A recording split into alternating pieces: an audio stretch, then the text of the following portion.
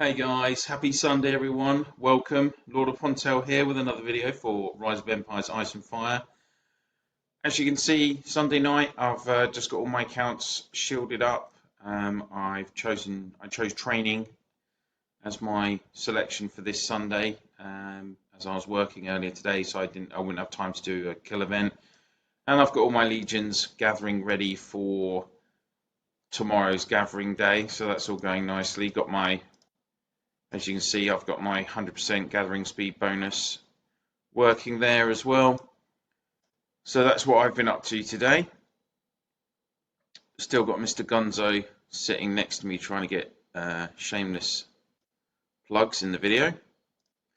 And in this video, I hadn't done anything on buildings in your castle for a few days, so I thought I'd just do a quick video on one of the buildings that I haven't covered yet. And for today, I have decided to run through military intel building with all of you.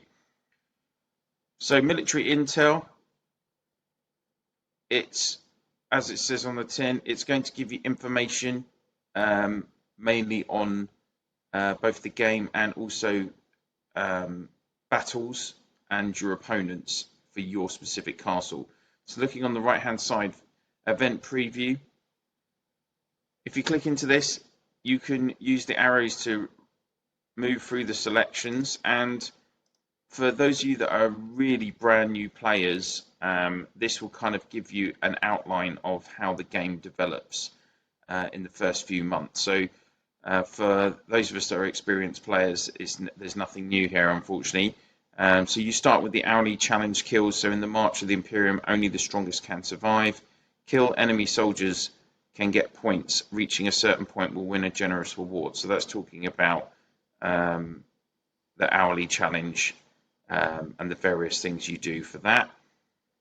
And obviously at the start as well, you're only going to be having any conflict with other alliances in your state.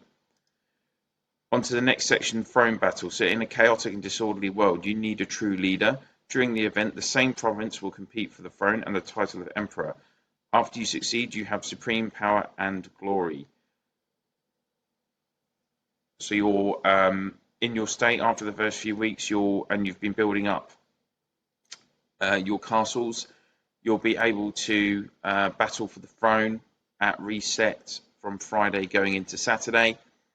For those of us in Europe, it's not a great time. It's either 2 a.m. or 3 a.m. in the morning, depending on if you have daylight savings in your country. And for me, I've only been able to stay up for a few throne battles, literally just because it is in the middle of the night, and if you've got work the next day, for instance, it's not going to be convenient for you. But a throne battle takes place in the middle of the map at the throne in the mud. So you'll want to work in your alliance against other alliances in your state to control the throne. And when you do obviously control the throne, then the emperor, usually the R5 from the winning alliance, will then be able to control what happens in the state for that week. And it does change every week at reset from Friday night into Saturday night, as I'm sure most of you know already. Going on to the next section of event preview, it talks about Clash of Province opening competition. So province conflict, who is the strongest province? Each week be matched against different provinces. Complete tasks, win points, defeat your enemies for tons of rewards. Clash of Province works in cycles of 4 weeks, rounds of 4 weeks. First week is the kind of positioning round, the warm-up week. You will have 3 weeks of competition where you'll face a different state each week. Going on as it says here, Elite Duel, the Battle of the Glory, the Clash of Province Elites will be divided into silver, gold, legendary 3 groups. And group internal province confrontation according to the ranking system will determine the promotion or downgrade. The higher the contribution, the better the reward and the more chance to win the rare medal.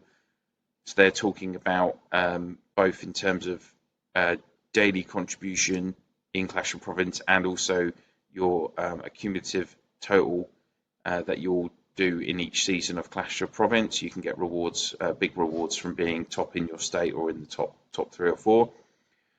And Clash of Province does have several levels to it, silver, gold, and legendary. Now we have so many more states coming into the game. They've expanded the groups. So, for instance, there only used to be one legendary group of 6, and now they've expanded that again to 2 groups, and there's multiple gold and obviously multiple silver groups as well. And the better you are, the stronger the state, obviously the higher the group you're going to be in. On next then, as it shows, Reign of Chaos. Reign of Chaos, fight for territories, defeat your enemies, win rewards. Reign of Chaos is the season of war, effectively, which lasts multiple weeks, and you have seasons. Well, first 4 seasons are take place all in your own territory, and then once you've done those 4 seasons, you'll move on to Eden, which is what we're doing at the moment on a separate map. And Reign of Chaos can be quite time intensive because you want to control territories via the tiles, and you'll see when you do it for the first time, you'll see the whole of your map kind of morphs, changes, and you're going to have all of your alliance buildings to look after and develop, and it's going to be an interesting but demanding time for you. And you'll also have the Reign of Chaos Wars on Tuesday, Thursday, and Sundays. After that, you've got Province Migration. So Province Migration unlocks after 21 weeks after your state's birth, which is generally after the end of the first season of Reign of Chaos. And Province Migration, as it says here, means new homes, new challenges, new friends, and strive for a brand new world. After the event is open, the commanders can choose the favourite province to teleport and rebuild their sanctuary. But that's within a range of states, because you can't just move a super strong account from a very old state to a brand new state and dominate it. The game has restrictions on that. But once then you've got through Province Migration, it says mystery event. This is the biggest task at hand. Be prepared, and that is Eden, which I don't know why they've never updated this. I guess even though we're in Eden. So that is the event preview section of the military intel. It's not that exciting or informative, to be honest with you. Virtue Shop. So after every 4-week round of Clash of Province, depending on your ranking, your contribution, you will be rewarded with virtual points, which can be spent here in the virtual shop at the military intel building. This isn't great. It's mainly speed ups. As you can see, you can buy some healing speed ups, which you don't always get much of, and even up to 8 hours. You can buy an advanced teleport, random teleport. Probably the best thing in here is the 75% March acceleration. These are pretty rare. You can't buy these in the normal other shops, but it is 35,000 virtue points.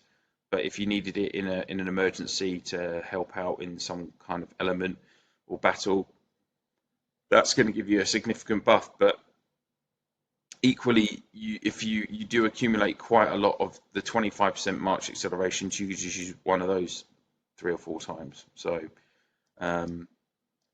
Virtue Shop isn't great, and you're not really going to get much from it. Nemesis screen, well, this is going to basically tell you, as you can see from my list, who has attacked you and caused you the most losses. So I've got some various characters on here. Good Shot, the strongest account in 52. He caught me in a kill event. I was a bit brazen and started hitting a castle which was in the middle of a Reign of Chaos battle on a Sunday. And straight away I came up on the news, and Good Shot hit me twice and did that amount of damage to me with 2 hits, which wasn't great. Shaheen is, again, the strongest account in 56, so I've come up against him. ASEM, again, one of the strongest accounts in Province 46 when we were up against them, or I did a kill event there. He caught me and hit me hard there. And then again, we had as you can see, there's 3 members from 87 on here. One of the frame battles that I did was I stayed up we were against 87, and they had 3 or 4 very strong players that we were fighting against in that frame battle. So I did pick up some big losses there.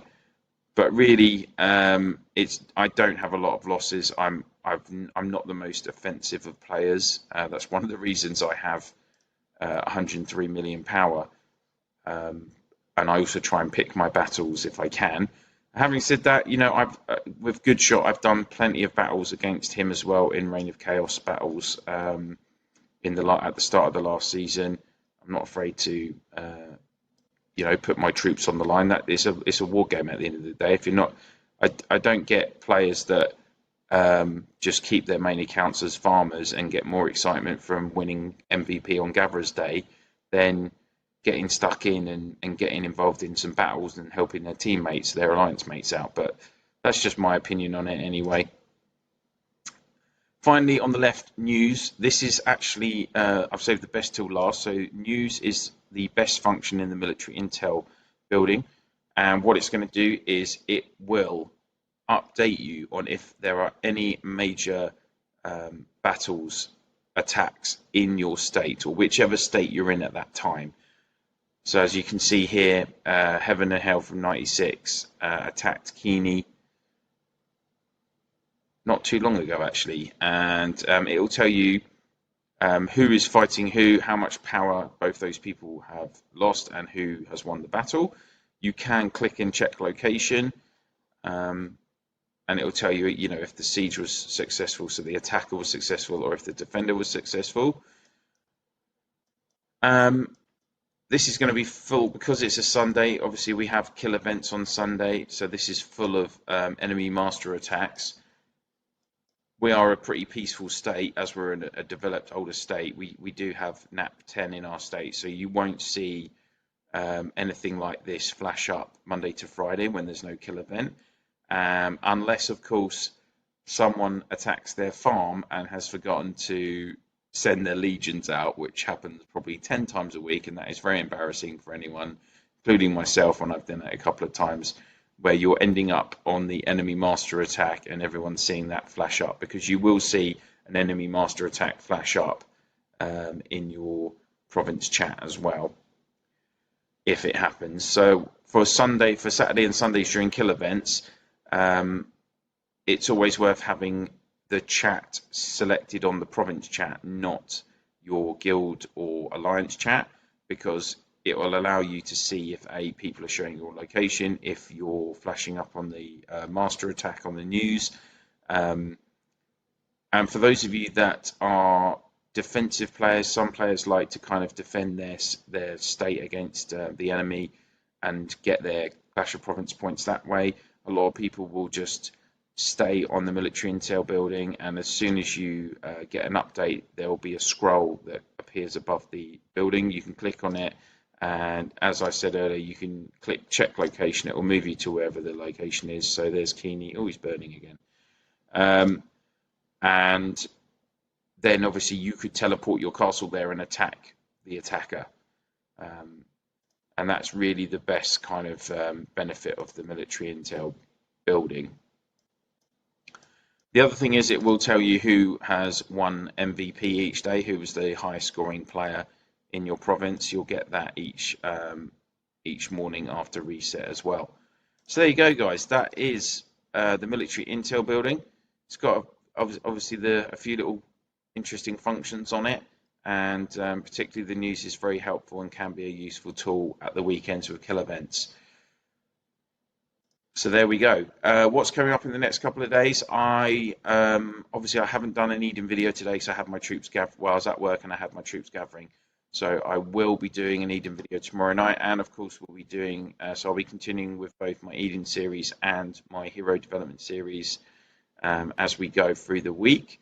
I won't be doing any more hero recruitment for the next couple of weeks. I'm not going to be spending any tickets. I've spent all my tickets on getting that Warlord duplicate this week, so I'll be holding off on any recruitment for now, but we still have lots to cover in the coming days, and Eden's going to hot up for sure.